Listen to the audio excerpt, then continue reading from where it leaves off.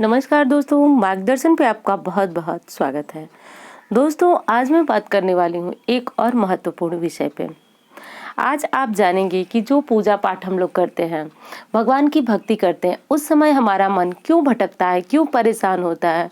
कभी कभी कुछ ऐसी अनजानी आशंका हमारे मन में उसी वक्त आने लगती है जब हम अपना मंत्र जप करते हैं, पूजा करते हैं। कभी कभी जब हम भगवान का स्मरण करते हैं आंखें बंद करके, तो जैसे ही हम आंखें बंद करते हैं हमारे मन में गलत ख्याल आने लगते हैं।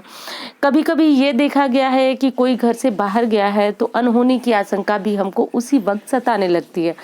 तो बहुत सारे प्रश्न हैं कि ऐसा क्यों होता है, ऐसा हमारा मन जो है वो इतना अधिक क्यों भटकता है। तो आज आप जानेंगे कि मन भटकना क्या है, ये दोष है, पाप है, या फिर एक स्वाभाविक क्रिया है जो सबके साथ होती है।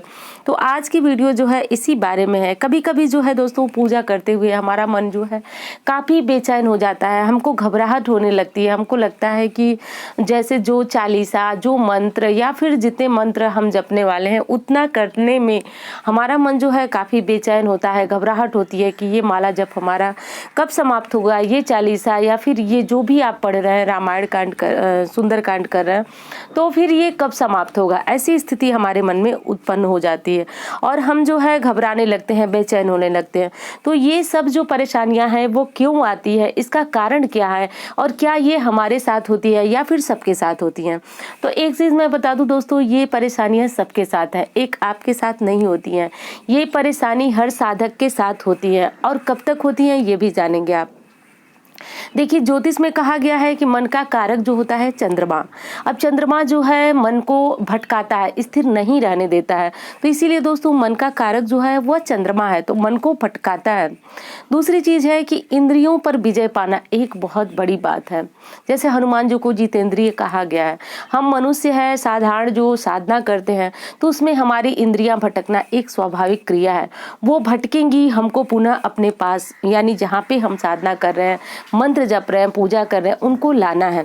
मन में अगर गलत ख्याल आते हैं तो भी वही काम है, आप अपने मन से गलत ख्यालों को हटाइए और पुनः आप जो पूजा मंत्र चालीसा कर रहे हैं उसमें उनको लाइए। दोस्तों, ये बहुत ज़रूरी बात है और आप उस भटकाव की स्थिति से जितना जल्दी निकल सकें यही आपके लिए उचित होगा।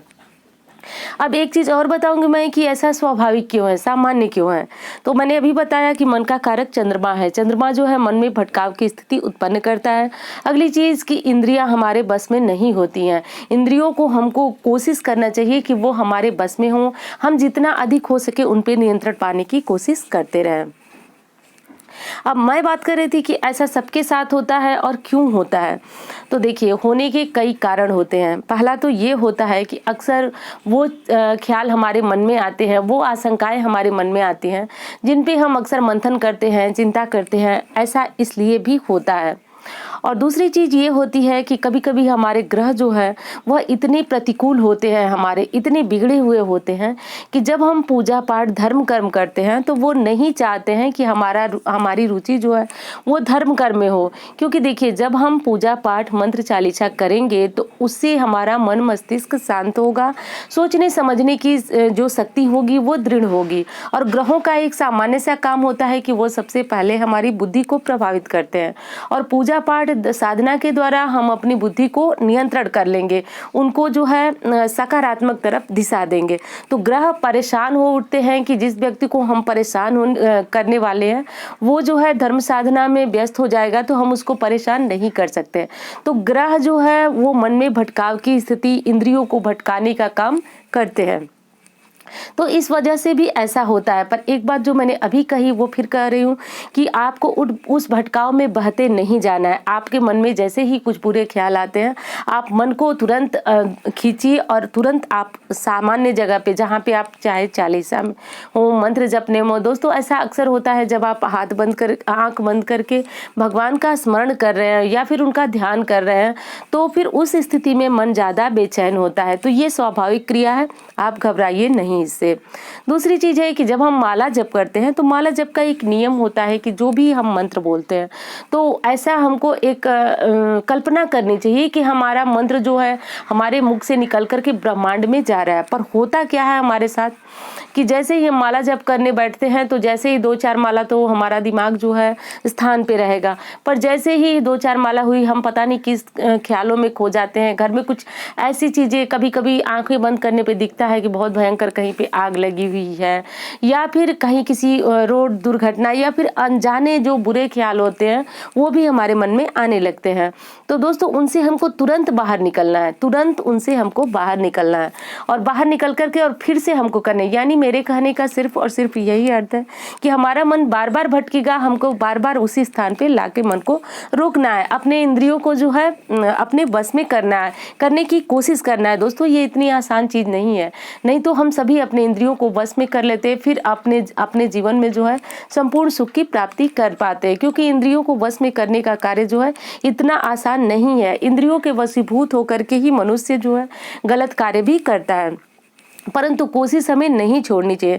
दूसरी चीज़ जो शास्त्र बताता है, शास्त्र दोस्तों ये बताता है कि हमारे मन में जो बुराइयां होती हैं, जो बुराइयां हमारे मन में चल रही होती हैं, जब हम पूजा पाठ करते हैं, मंत्र जप करते हैं, तो उससे वो बुराइयां जो है वह क्षीण होती हैं, कमज़ोर होती हैं, और जब वो कमज़ोर होती हैं तो वो हमको अपने ऊपर हावी होने की कोशिश करती हैं। तो वही बुराइयां हमको छोड़ने से पूर्व जो है हमारे मन में गलत ख्याल ला करके वो अपनी तरफ हमको आकर्षित करने की कोशिश करती हैं। तो जब हम उनकी तरफ आकर्षित हो जाते हैं तो उनकी विजय होती है, परंतु जब हम पूजा पाठ में स्वयं को, यानी जो बुरे ख्याल हैं उनको मार करके और आगे बढ़ जाते हैं, तो फिर हम विजयी होते हैं। दोस्तों पूजा पाठ से हमारे शरीर की जो बुरी शक्तियाँ होती हैं, बुरी शक्तियों का अर्थ भूत प्रेत टोना टोटका नहीं है दोस्तों, मेरे कहने का सिर्फ और सिर्फ यही अर्थ है कि जो बुरे ख्याल होते हैं वो हमारे मन में, वो उनकी बात मैं कर रही हूँ, तो वो बार बार आकर के हमें परेशान करते हैं, वो नहीं छोड़ करके जाना चाहते हैं हमको। तो पूजा पाठ के द्वारा जब वो क्षीण होते हैं तो हमको परेशान करते हैं, तो इससे आपको बिल्कुल भी घबराने की आवश्यकता नहीं है। दूसरी चीज़ ये भी हो सकती है, ये खासकर महिलाओं के साथ होती है कि जब वो सुबह में अपनी पूजा पाठ या फिर मंत्र जप करती हैं तो उनका मन जो है बेचैन हो जाता है, घबराता है। तो कभी कभी एक सामान्य सी बात ये भी होती है कि उनको अपने कार्य के लिए देर हो रही होगी, यानी चाहे वो कार्य ऑफिस जाना हो, कहीं जाना हो, या फिर घर के कार्य भी हो सकते हैं। तो जब वो पूजा करती हैं तो उनको बेचैनी घबराहट होती है कि कहीं उनको देर ना हो जाए, तो इस वजह से भी बेचैनी और घबराहट होती है। तो ये एक सामान्य प्रक्रिया है, ये सबके साथ होती है और घबराने वाली इसमें कोई भी आवश्यकता बिल्कुल भी नहीं है। दूसरी चीज़ है कि कथा पढ़ते या सुनते समय अक्सर नींद आ जाती है। दोस्तों एक कमेंट आया था 5-6 दिन पहले कि जब मैं गुरुवार की कथा कोई कह के सुनाता है उनको, तो मैं सुनती हूँ तो मुझे बहुत तेज़ नींद आती है। तो दोस्तों ये भी वही बात है जो मैंने अभी अभी आपको बताया कि ऐसा क्यों होता है, वही सारे कारण आपके नींद आने के पीछे भी है। पर नींद आने के पीछे जो सबसे बड़ा कारण है वो ये है कि हमारे ग्रह का खराब होना। कभी कभी उबासी आती है, नींद आती है, तो ग्रहों का खराब होना, ग्रहों का प्रतिकूल होना भी हमको बेचैन करता है, परेशान करता है, मन को उचाट देता है अपनी पूजा पाठ में बैठने को। तो इससे में आपको बचने का एक ही उपाय है कि आप अपनी इंद्री को स्थान पे लाएं जहाँ पे आप अपनी पूजा पाठ या मंत्र जप रहे हैं। तो इसका एक बहुत और साधारण सा कारण है दोस्तों कि आपको दिन भर सकारात्मक सोच को रखना है, कोशिश करना है, जो मैंने अभी कहा कि इंद्रियों को वश में करने की। अगली चीज़ है दोस्तों, इनसे बचने का एक सामान्य सा जो काम है जो हम सभी कर सकते हैं, सत्संग। दोस्तों सत्संग की कोशिश कीजिए, और आप अपने मोबाइल में, लैपटॉप में, जहाँ भी हो, आप जो है अच्छी बातें सुने, अच्छी बात सुन करके उन पे गौर करें, उन पे सोचेंगे तो कुछ दिनों में ही ऐसे ख्याल आना मन से बंद हो जाते हैं। और दूसरी चीज़ है कि अगर आपको पूजा करते समय अनजाने ख्याल लगते हैं, घर से कोई बाहर गया है तो आपको डर लगा रहता है कि कुछ उनके साथ दुर्घटना न हो, तो ऐसी स्थिति में आप भगवान से प्रार्थना करें।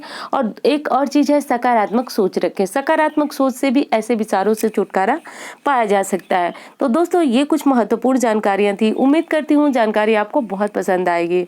मिलती हूँ ऐसी ही जानकारी के साथ। धन्यवाद।